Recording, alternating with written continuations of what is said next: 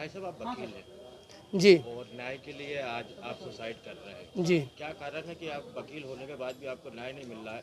तो मैं तो सुसाइड करने के लिए बात कर रहे मैं 26/6/2019 को 16,61,000 रुपए में ग्राम पौरी बांध में ज़मीन खरीदी थी राजेंद्र कुमार तिवारी से।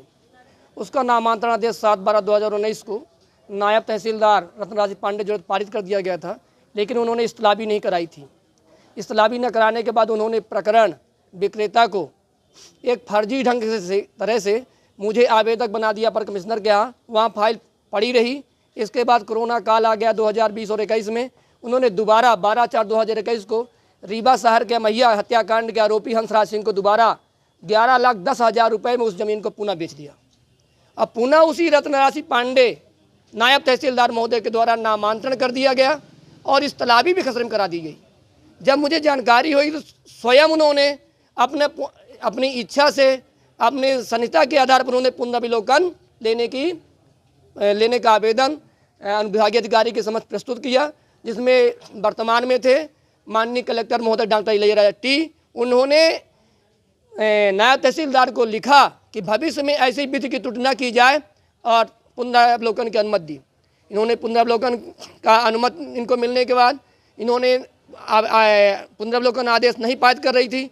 फिर उसी दरमियान ममता पटेल जी आई, उन्होंने पुनर्विलोकन आदेश पारित किया है। इसके बाद खसरे में इस्तलाबी हुई और 2022 को 4/2/2022 को आदेश पारित हुआ। उसके बाद से भी खसरे में इस्तलाबी होने के बाद मैं आज तक भूमि में कब्जा नहीं पा रहा हूँ।